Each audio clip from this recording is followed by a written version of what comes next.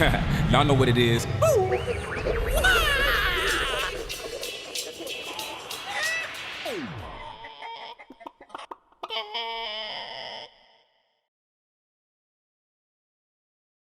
Hey there, and welcome back to Eggs. Today's special guest is Dan Abbate. Dan is an entrepreneur, thought leader, investor, and co-founder at 81C, a company that is pioneering entrepreneurship as an asset class, enabling anyone in the world to invest in businesses that would typically never be available to the public. In addition, Dan brings a career-long focus on business process automation and the use of advanced technology in organizational development and improvement to coach our audience to build better and more efficient businesses of their own. Here to talk about the work he's doing to create a mindset shift around the idea of entrepreneurship as an asset class, utilizing automation in your business to build powerful, efficient, money-making machines, and in the meantime, how not to be replaced by a robot.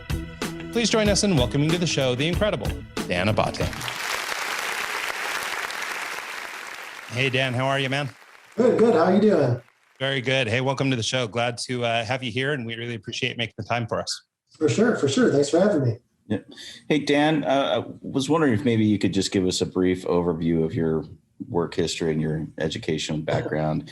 I know it can't be brief because there's like Harvard and a bunch of other, there's a lot in there. If you could maybe just give us an overview of your background. I'll try to give the short version, and I'll touch on the parts that I think are most important to me, that are meaningful to me, I guess is a good way to say it. So I grew up in a manufacturing household. My dad was in manufacturing. His dad was in manufacturing. So that was my experience with companies and entrepreneurship and all that sort of stuff. I started working with his CFO when I was 14 years old, just sitting next to him and like learning how, like what accounting is basically. And then like kind of started there.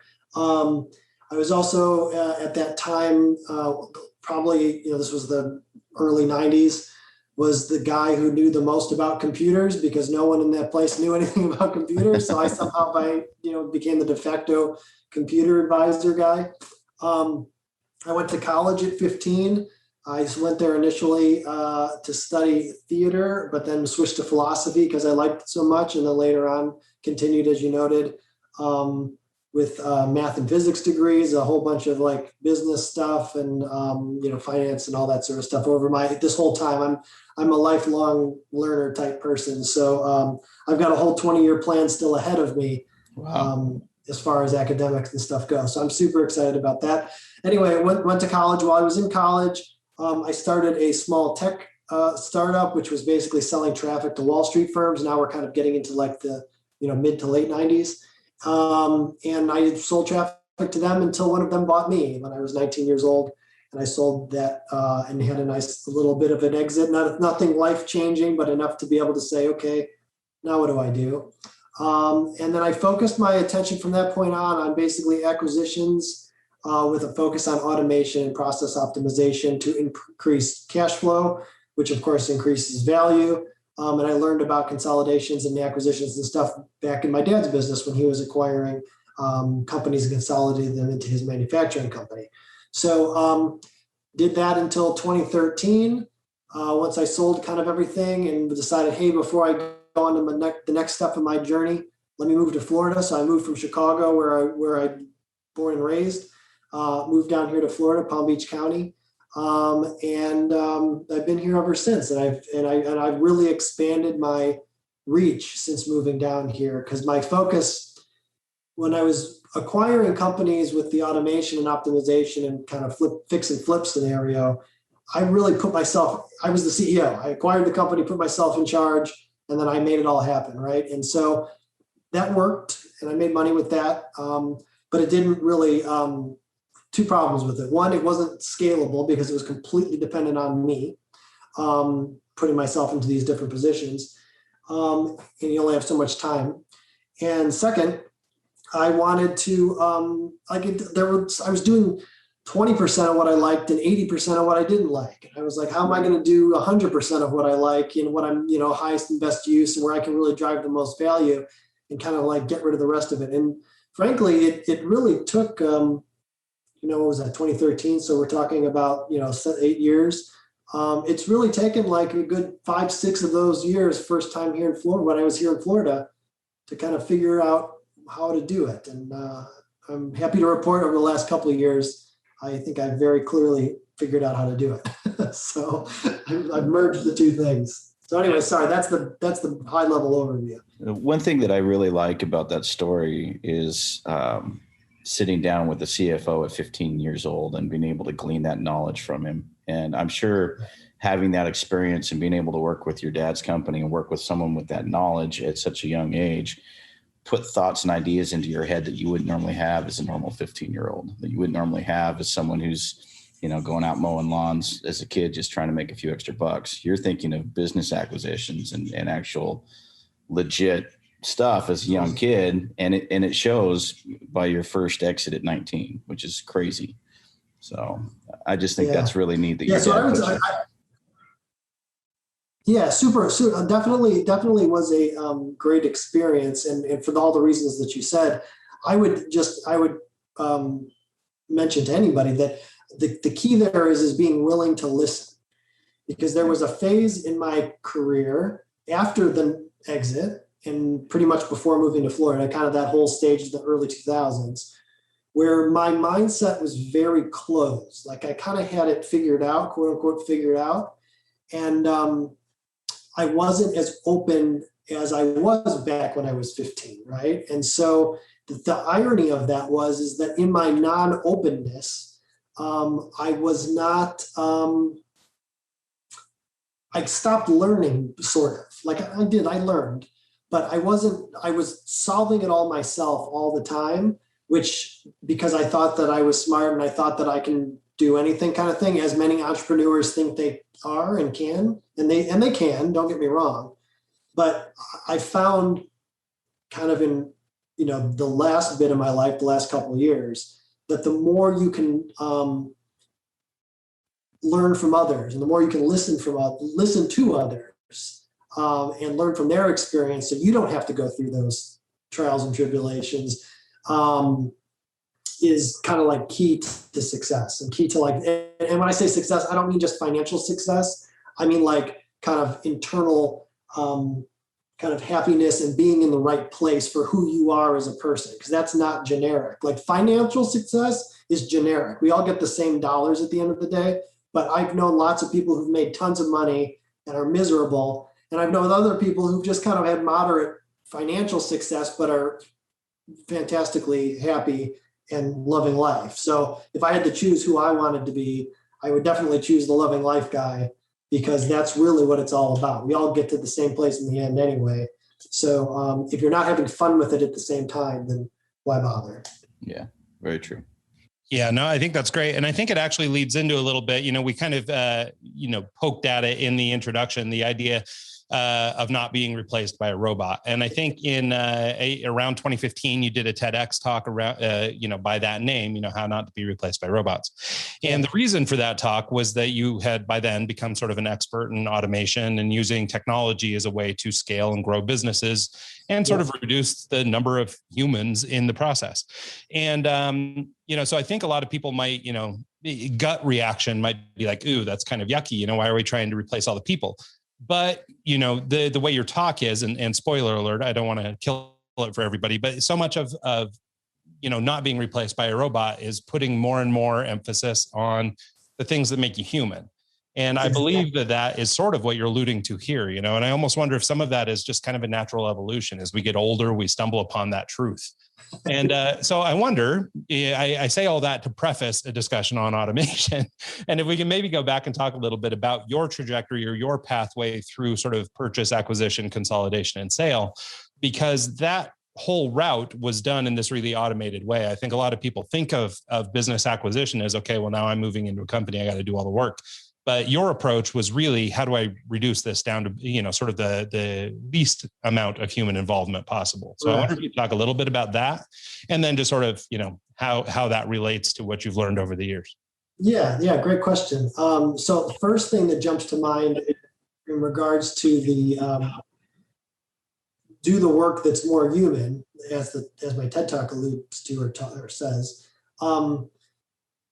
Think about it. If you can, like, especially now, especially 2015, and even still today, if I can build a relatively inexpensive piece of software to replace the work that you do, odds are you're probably not super fulfilled from doing that work. I mean, like, because a computer isn't very smart or creative or imaginative or emotional or all these things that humans are, and that we, in some form, one of those things that I just mentioned, you probably get some positive feelings about, it's like, and that you want to do more of that thing. The computer doesn't do any of those things. So if I can replace you with software that does that, you need to find something else to do. And like, you know what I mean? Like, it's better for you anyway, in the long run. It may, in the short term, it's not great, but in the long term, I think it produces a lot of opportunity for us as a species to make better use of our,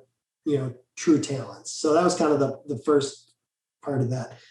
Second part, the acquisition part of it. Yeah. So my strategy was strictly around the idea that, so if you're going to do a regular acquisition, like a merger acquisition, consolidation type thing, kind of like what my dad was doing, right? You have two companies, they have a bunch of redundant overhead and a bunch of redundant things. And so when you put them together, you can take your kind of profit per job or profit per unit or profit per customer, whatever you want to say, which was your, contribution margin to your overhead, and just lump that into your existing overhead and make a whole bunch of money, because now you can cut one of the overheads, basically, right? Pretty straightforward consolidation sort of stuff.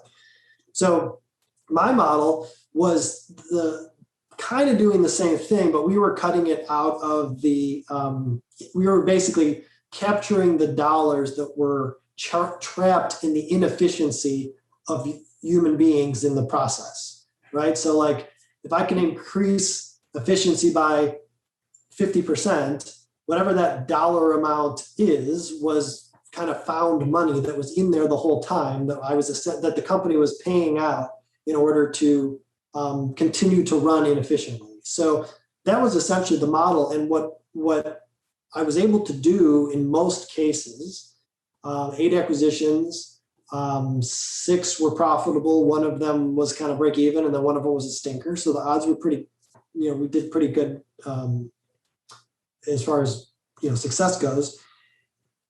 And what was really successful about it, or what really worked about it, was that in most cases, I was able to conceptualize what we were going to do during the diligence process. So even before we closed, so maybe we made a deal, like we kind of said, okay, here's the deal. You want this much money, or whatever the deal is, and great, we agree to that. Let's go into diligence. And then you go into your standard diligence process, which is, verifying the numbers, verifying the customers, verifying the employees, the processes, the systems. They kind of let you look under the hood, right? So we didn't tell anyone this, but while we were looking under the hood, we were also simultaneously designing the new workflows and new processes within the company where we identified the most potential inefficiency. Like that's really what we were most interested in, So while the kind of accountants and lawyers and all that were doing their kind of standard stuff, kind of our systems people, myself and the others, we're looking more at the processes side of things. So what we'd actually be able to do in some cases is, in one case in particular, which was the most kind of extreme example of this, we were able to design the system, build it, and there was a risk because if for some reason the deal didn't close, we would have built something for nothing, but build it all before we closed. So then once we closed on the deal, we actually did not take any of the people into the new company that we were going to lay off because of the process stuff. So like, no, there wasn't even like a transition because it was so simple. It was such a straightforward example that we saw that previous owners didn't know. And so we were able to make all of the adjustments to everything at like closing, basically, which was pretty cool process and everything. So that was really the strategy was to be able to look ahead, build the systems, get them implemented as quickly as possible. And then once they were up and running, kind of fix and flip, try to find the next person to sell it to that they wanted them to take advantage of that new efficiency and new profit.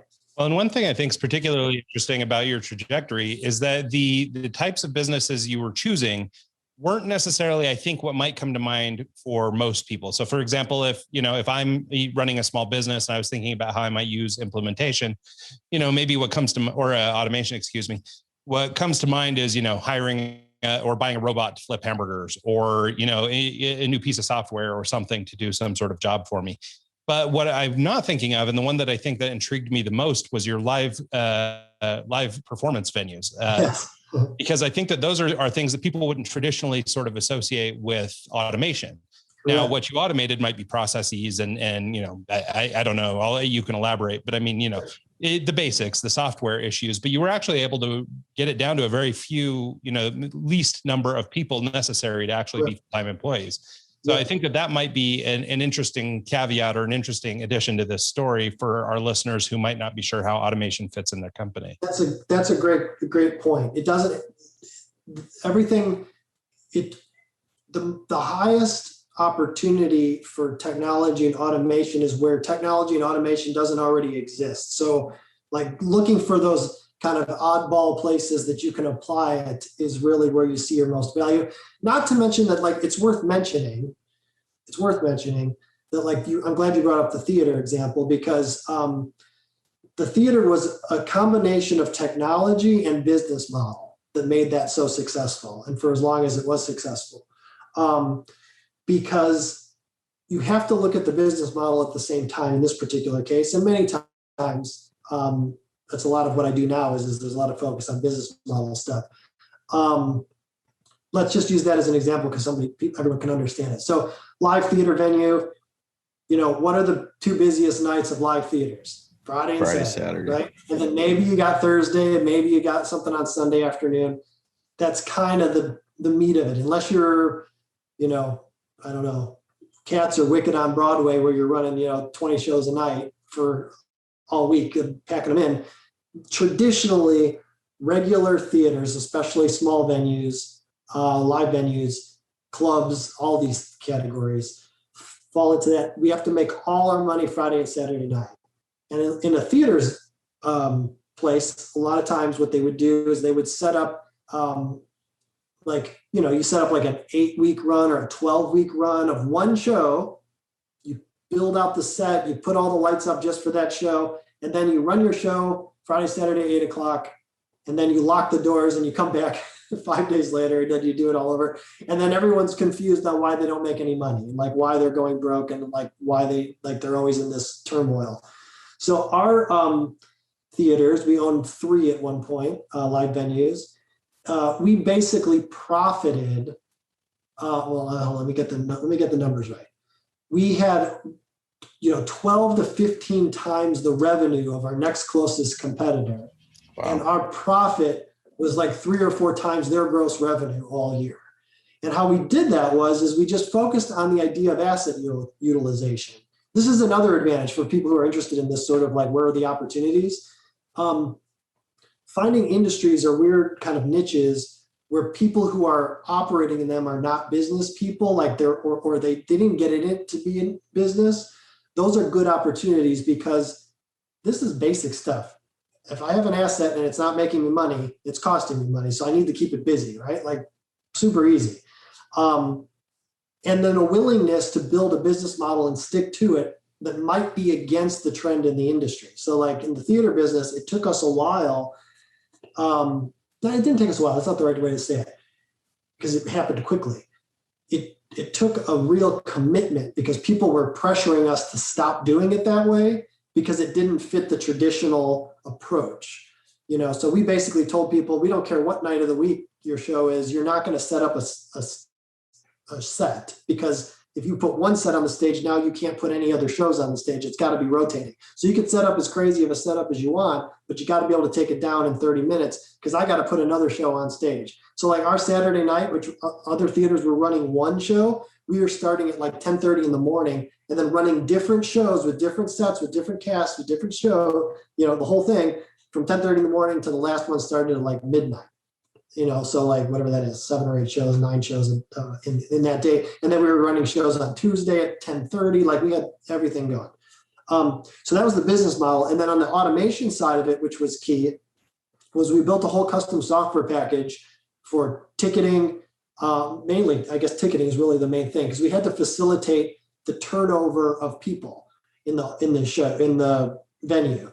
We couldn't have this kind of like piece together system where people are like swiping credit cards and then they're like buying online through one system, which doesn't talk to your internal system. And then you've got like box office people handing out paper tickets. Like we got rid of all of that. Like basically everything worked online.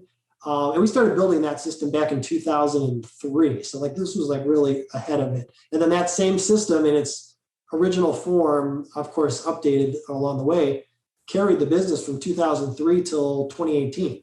So like wow. It was good software that we built, and a bunch of different venues, different locations, even some remote locations when we did went into venues that we didn't own.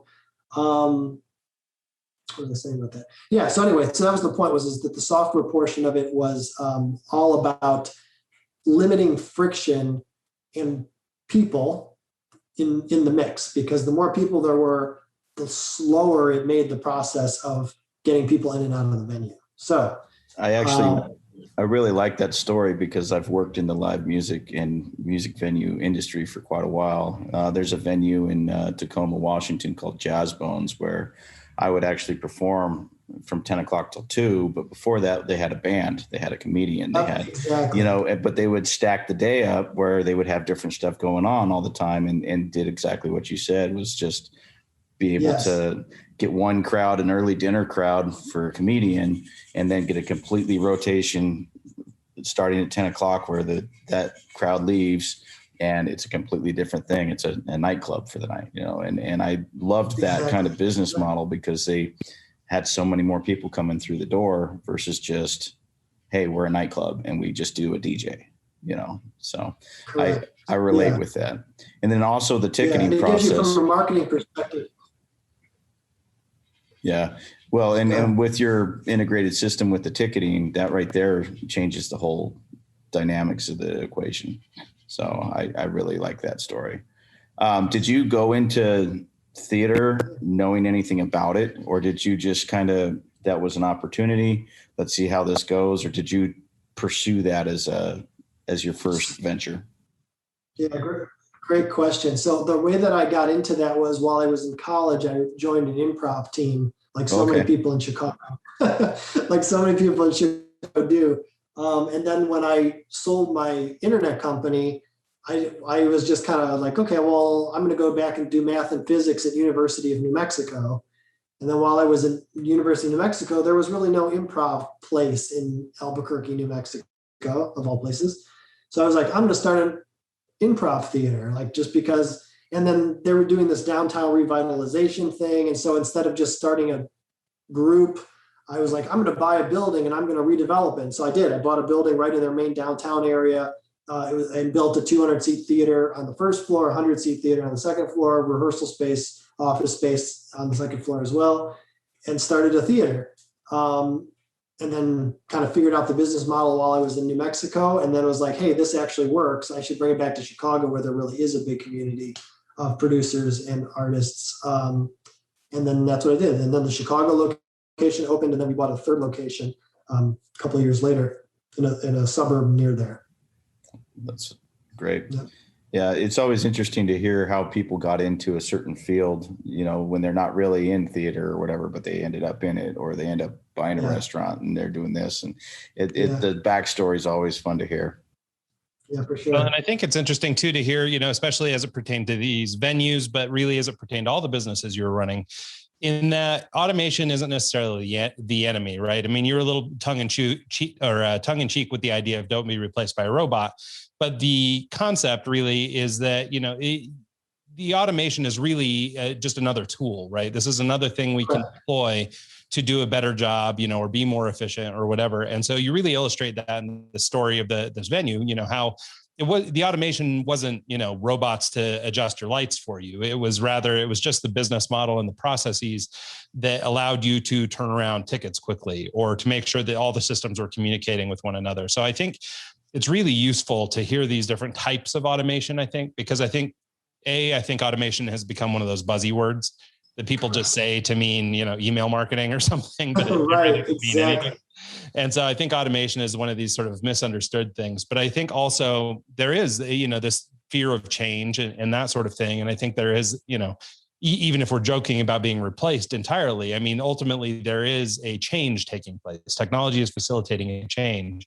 And there's another story you mentioned where you were talking about having done this automation process for, I believe it was some sort of like legal video company or something like that. Yeah. And what I thought was interesting about that one in particular is, first of all, the idea that because you still needed to have people making videos, right? So, I mean, there's automated processes, yet those automated processes are interacting with, real live humans that have to do some jobs. And then also I liked what I thought was particularly interesting, and this might be an opportunity for other entrepreneurs or people who are interested in automation as a service, identifying situations like this where people are doing things in an old-fashioned way. Now granted, this has been a lot of years, but I happen to know that there are a few industries out there that still do things in sort of antiquated ways. I do a lot of work in and around like real estate titles and escrow and things like that. Super old school, right? Yeah. And so to talk about automation is a way to bring those things not only into the future, but make them much more efficient. And I think you mentioned earlier the idea of finding money. There's found money in there because you've been doing these things anyway, just now you can do them in half the time. So I wonder if you just sort of maybe we could talk about that story in particular, just sort of how automation worked in that particular instance. Yeah. So that particular instance is a good example of,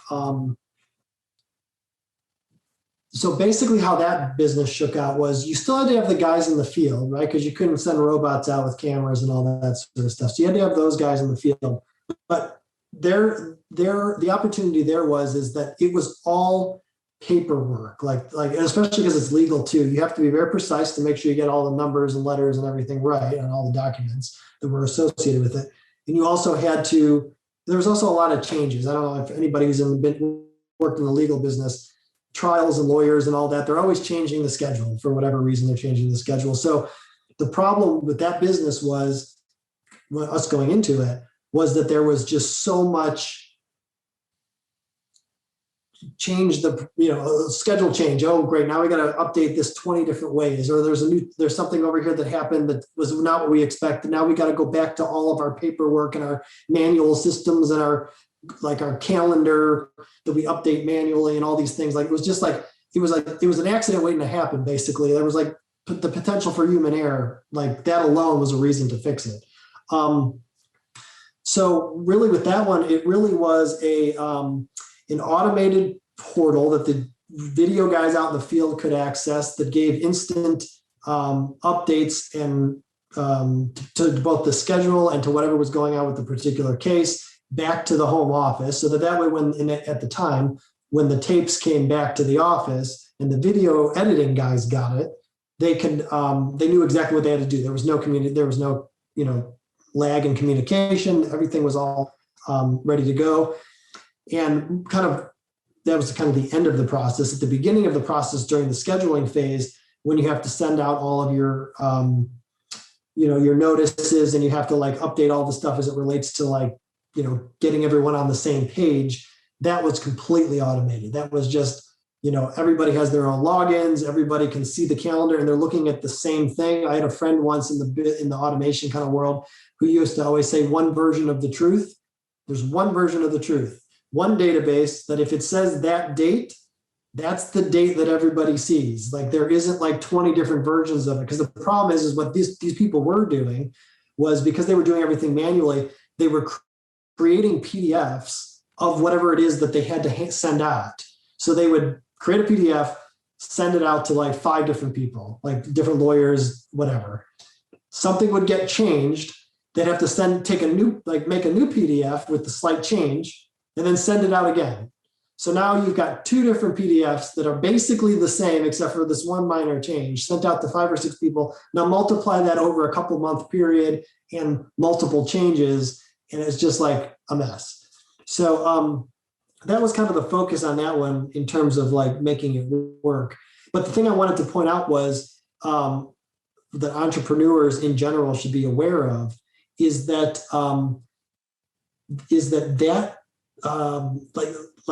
when they think of their hourly rate, like there's a book by Rob Slee, his name is, and it's called Time Really Is Money. And it's essentially the idea that entrepreneurs need to think of, they've got to be aware of where they spend their time. And then I've kind of extrapolated from that too. They have to be aware of where their employees spend their time. Because if you're paying somebody $20 an hour and you've got them in some sort of workflow process that has them doing a job that's really a $10 an hour job, you're overpaying by $10, right? And it's the same thing if you're the entrepreneur. If you are kind of wearing a lot of hats because you're just starting out or whatever, that's fine. But you've got to be aware when you're doing a $10 an hour job or a $100 an hour job or a $10,000 an hour job, right? Like I want to focus as much of my time on those $10,000 an hour things. And I'm literally talking $10,000 an hour. Like I'm not exaggerating, because there's other people who work for $1 million an hour, right? Like that's the point. Like the whole point of Rob Slee's book is that you have to work your way up that hourly rate, like, ladder. But in the way that you do that is rung by rung. You can't jump ahead. Like if you're in a $20 an hour type situation, you're not going to jump to $1,000 an hour tomorrow. What you're going to do is you're going to be at $20. You're going to bring someone in behind you who's going to take your $20 hour slot so you can jump yourself up to $50. And then you're going to do that for a while. And then you're going to let go of your $50 one, let someone else do that. And you're going to jump up to $150. And you just kind of keep working your way up. And then your viewpoint and your perspective gets higher and higher. And perhaps your time frame gets longer and longer in terms of what you're looking at. You're not so focused on the day-to-day, but you're looking further out in time, making like longer term decisions.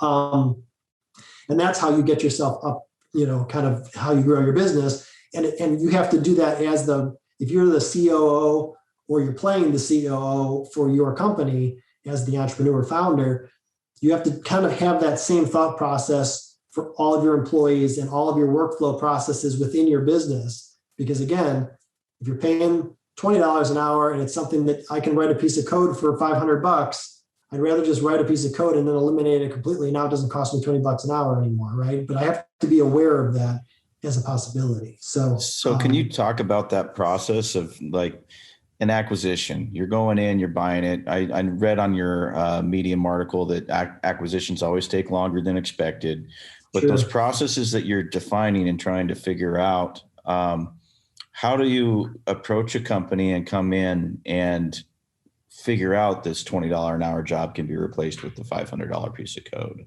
or this or that?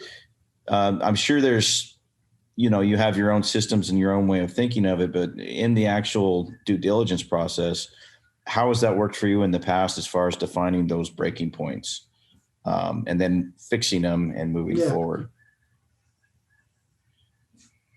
Yeah, I guess it's all dependent based on. Sorry. I was going to say, I bet it's all dependent based on what job you're coming into or what company you're taking over, because different systems and processes apply in different situations. So really it's a matter of just being able to step back and look at a broad overview, right? And just kind of be able to see. Yes. It's two things. It's you have to have a high enough view, like you're saying. Let's call it three things actually. You have to have a high enough view that you can see all the pieces working together in order to determine, like if you're inside the company and you can't see that, or your mindset just won't allow it, you can't see it. Okay, cool. So first you have to be able to see it. Two, you have to be able to have the control to make it happen. So this is the issue that, like, say, blockchain as a technology has. When people start talking about, we can use blockchain to, like create accountability in the shipping industry. Perfect. So you got a high level view and you have like a concept of how it's going to work. You've identified the issue, which is, like, to your point, like, okay, we've identified the $500 piece of code. Now I can control the whole shipping industry using blockchain. My second maxim, though, is not fulfilled, because how do you execute that, right? I can't simultaneously in one shot get all of the shipping people across the whole world to utilize my new blockchain solution. So there has to be like an entry point where whether it's a macro level thing like blockchain in the shipping industry, or whether it's acquiring a company and we're only working on a particular part of the process, we have to have an entry point at which we can make it happen. And we have the authority to make it happen, and we can do that in a practical way. I mean, it's the same issue with anything where there's a big macro level change, whether it's world or on a company scale. You have to be able to take the intermediate steps to be able to manage the change. I think one of you said earlier about how it's all about change, and change can be scary, or something about change. It's change management. It's being able to, it's as much a process of managing the change within the organization as it is conceptualizing the process and the systems and then implementing them. You have to have a change management plan as well.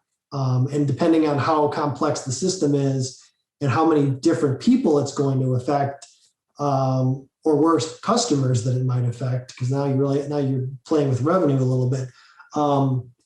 You got to have that all figured out in advance. And sometimes that's easy, sometimes that's hard, but a lot of it is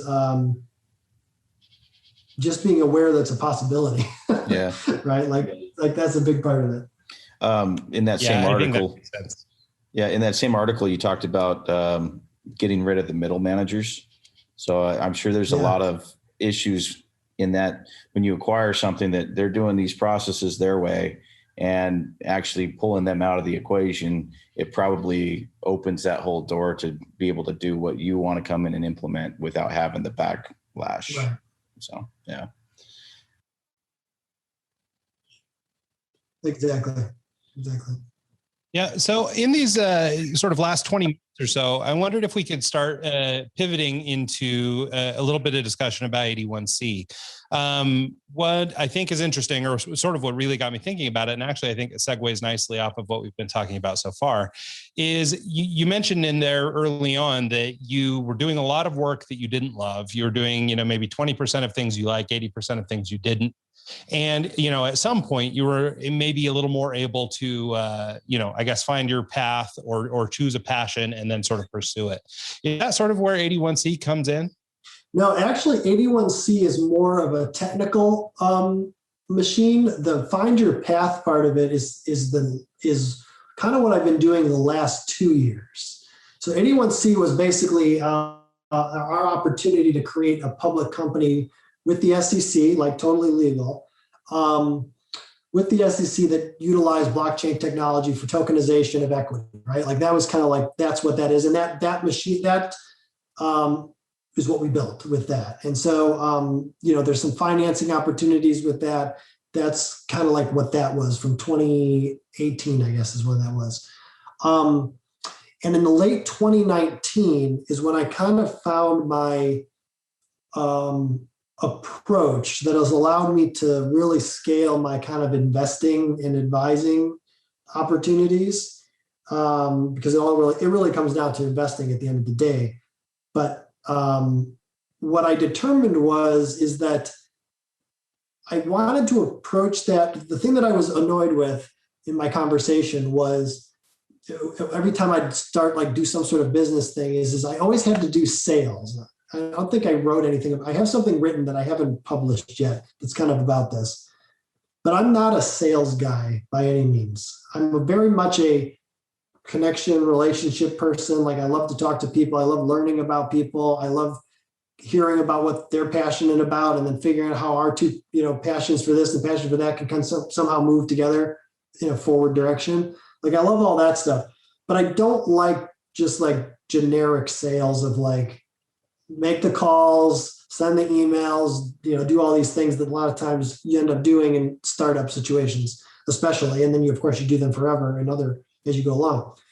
So I just wanted to be more of an investor type person who didn't have to do that. Didn't have to do those. I didn't want to do those things directly. I don't mind advising on those things, but it wasn't my thing that I did that enough. Kind of looked at it like I paid my dues maybe. So I said, well, I'm going to take a different approach than I have before. Is I'm going to just start talking to people. And I started doing what I call a walk and talk. And then out of the walk and talk, I kind of created this wandering kung fu master approach to entrepreneurship from my perspective. And what I said was, I'm just going to, if I'm interested in like talking with somebody, like we met at a party or we met out on the street or whatever, and I want to continue the conversation, I'll just say, let's go for a walk. Let's do walk and talk. And they're like, what's a walk and talk? I'm like, 2 rules to the walk and talk. You dress comfortably and you don't want anything from anybody. And politics and religion is okay. Because if we can't talk to each other like 2 human beings, then like, why are we even going to talk to each other? Like, we can disagree on stuff. Like, if that's not cool with you, then like, I don't want to talk to you anyway. Like, we have to be able to talk to each other. So I went with it. So that I started doing that with 0 expectations. Just kind of like randomly, the 4th guy that I ended up doing a walk and talk with happened to own $100 million hotel chain. And then in that conversation, inevitably business and business and entrepreneurship conversations come up. And so then we started talking, and then he said, hey, how can I get you to help me with that? And I said, I don't know. I'm the wandering kung fu master. You tell me how you can get me to help me with that. Right. Like, I don't know, like that's how it works. That's how I'm doing this. So he made me an offer of something that he's like, hey, can you help me with this to get me from point A to point B? And I'm like, yep, I can do that. And he paid me very well, and probably took me a couple hours a week worth of time. And so I did, my hourly rate was really high. And then that same system has kind of unfolded in numerous ways over the last 2 years, especially with COVID. There were a lot of opportunities that kind of came my way for me to help people. And I helped lots of people who I never like made a dollar from. It was really just me wanting to help entrepreneurs and help them get through where they're at. While other ones, there were financial opportunities there for me that I've made, both in terms of like advising fees as well as investment opportunities. Every advising fee I've gotten paid so far, I've reinvested in more in some other company that I met through this process. So like my advising fees are really just a way of kind of like, okay, cool. Like, you're committed to working together. Great. And then I end up usually just taking those and investing them in somebody else's, or maybe even that person. Like, you never know. Because a lot of the people I'm investing in, almost all in the short term for sure, are all people who've come out of this process. People that I've met and that I help and move along. Because when you think about it as an investor, wouldn't I just prefer to work with the people that I already know and I've already know all the ins and outs of? Like, unlike when I was buying companies and I had to do all that diligence and I had to figure it out, and making reference to that article that you guys were reading, you're always surprised. You don't like, there's always a surprise. So far in this case, I invest in something, I know all the surprises because I've been talking to these guys for, every week for the last year, or 18 months, whatever it's been. That's a really good way to like invest in a business, because you kind of know what's up. So anyway, that's been my approach more recently, has been that more wandering kung fu master investor strategy, which now I've become more associated. I've connected with a bunch of VC groups, which I'm making introductions to the people that I work with, the companies that I work with. So like, there's a lot of like cross kind of connections and resource sharing that I can kind of bring together, because I have this wide view. So I'm always thinking efficiency and connections, kind of like the same as I used to do on a company level, because I will talk about those things at a company level. But then I've kind of been able to get a broader view across all my companies, as I like to refer to them, to figure out how there's connections that can be made, or how I can bring in financing for these guys, or connect these guys to a bank that I know that might be able to help them with what they're trying to accomplish, or whatever. Yeah, so, I love that. I mean, I think there are a couple of things to unpack there. And then I actually do want to circle back and talk a little blockchain for a minute if we've got time. But what I love a lot about what you were just talking about, I mean, actually I can sort of empathize, or I can relate to what you're talking about, and how, sales isn't your jam, but really relationship development is, because that's sort of the stuff that I love doing as well. And I think what I like about it so much, and this is clear as day on your sort of, I guess would be considered a consultative website or a personal website.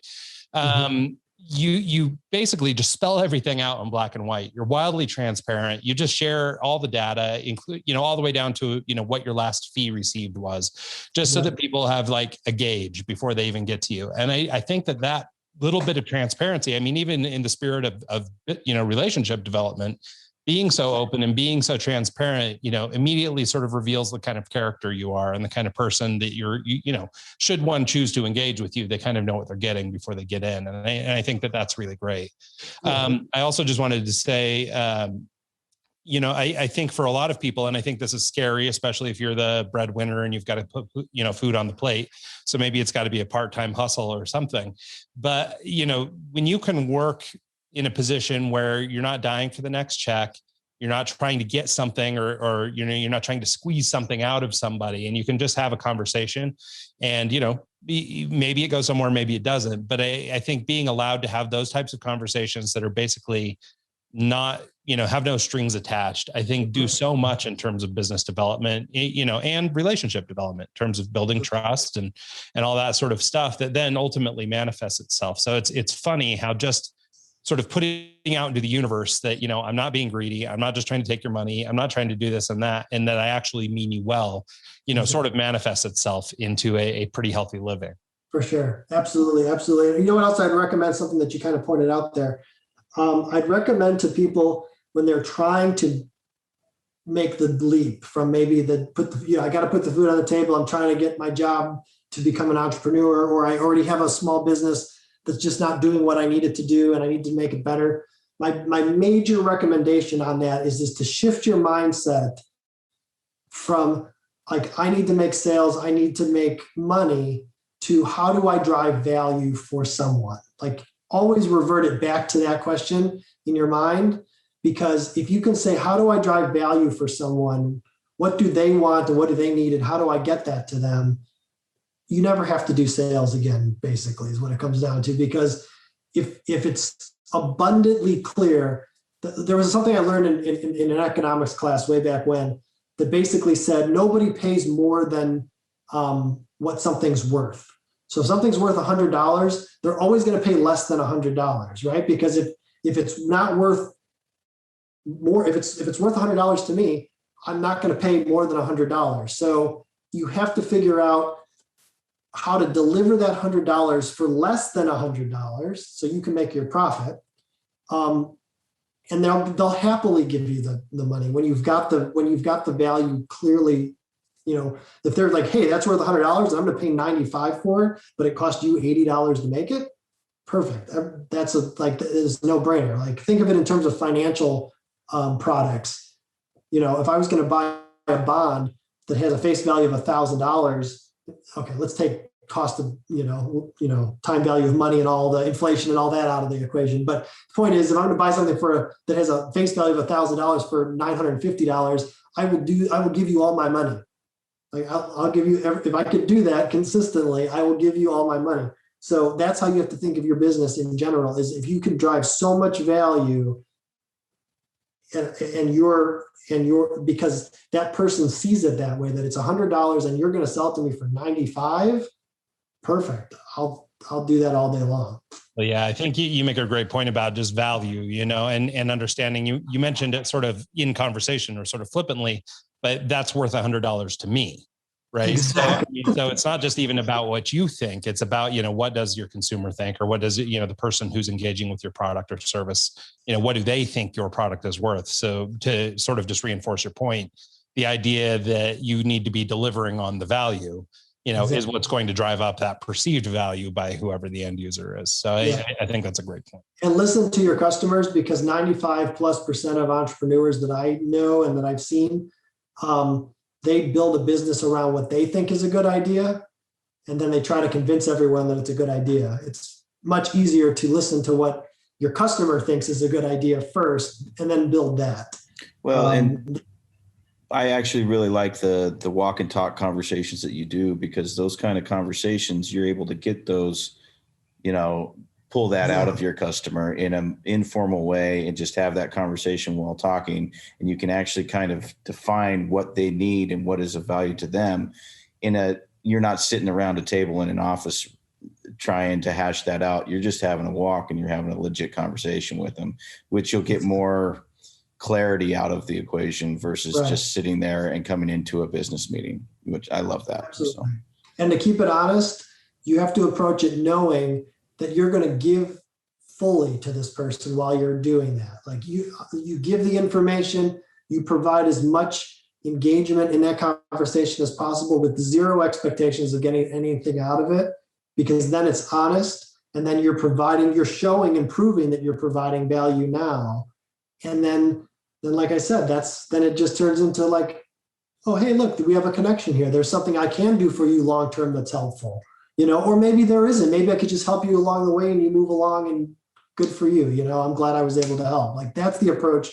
Honestly, if the whole world worked like that, like everyone would be better off. So. Agreed. Yeah. Our philosophy around that's very similar actually to your walk and talk is just this concept that you have to break bread to make bread, right? If you want to make money, you got to break bread. You got to sit down and have these conversations. And again, the whole point is in-person interaction, just being able to have these free flowing conversations that aren't based on, or, predicated on any return. And I think it's just absolutely critical for relationship building. For sure. Cool. Well, so, Brian, did you have a question on blockchain before we take off? I think you. Yeah, I wanted to circle back to it. And so in 81C, as you were talking about, the idea was that you could have sort of this, and I'll probably butcher this a little bit, so feel free to fix me. But the idea was basically that you were capable of registering, anybody worldwide could invest in an organization. And basically you were using blockchain technology as a way of sort of proving your purchase or proving your investment. Correct. And so I wonder if you'd talk a little bit about just how that worked. And one of the reasons is a little bit selfish for me, but I've been trying to figure out how to build some level of blockchain technology into my business. For example, I run a marketing and design company, and I have a lot of thoughts around blockchain as sort of almost like a replacement for the trademark office or the copyright office. Sure. And so I'm really interested in it. I sell NFTs and I sell all kinds of stuff. So I have some experience in it. But for people who don't really understand the blockchain, don't know what it is, or it's an emerging technology and people don't have their heads wrapped around it. Do you mind talking about just, first of all, what it is? Second of all, how you were able to apply it in your organization, and what you think sort of the future of that technology is. Yeah, good question. So just as a high level overview, which I'm sure you both are aware, but if there's listeners that aren't, high level overview is basically blockchain is like a distributed immutable database. So basically that it's a single one version of the truth. I can call back that phrase. It's a single version of the truth, like a grandmaster database that no one can change without everyone knowing that it was changed. So therefore, when I put something into the database that says, Ryan owns this piece of real estate, for example, he owns that piece of real estate because we all agreed to it when we put it in there, and it can't be changed by anybody. So that's what allows you to have kind of basically a unique, because the problem on the internet is the duplicate payment problem, or like currencies, right? Duplicate payments. Like if I had a digital token without blockchain, I could just copy that token and give it to somebody else, and then the token has no value. Where because you can say this particular string of numbers represents this token, and we all agree that's the token, and this is the guy who's holding on to it at this moment, that's what allows it to work. So that's kind of like blockchain in general. And obviously for our use case, it was very clear. It was a stock certificate, basically, right? Like back in the old days, they literally would send you a piece of paper with a number on it that was officially, issued by the company that represented a share of the company. And so really the technology conceptually works exactly the same way. And that's exactly what we used it for with the token offering and the tokenized equity. That's amazing. Yeah, no, I love that. And I think that there's obviously a lot of applications for it. So I just love hearing how people are using this technology in their own businesses, because, there's one version of it that people see in the news or whatever, that's Bitcoin and that kind of thing. But there are just so many applications for this. And it is funny, that it does relate back to, it's almost the future of your, single source database. This is the next iteration of that. So that's right. Yeah, I think there's a lot of opportunity in blockchain. I think because of its scale, like I said earlier about the shipping thing, because of its potential scale, the entry point in which it becomes useful is probably going to be exponential. It's going to be one of those things where we're, right now it's kind of, there's these like fringe applications. And when we say fringe, we talk about a multi-trillion-dollar cryptocurrency world, right? So, but that's fringe at this point still. So, there's these fringe uses. There's the NFT market, which is just like going crazy.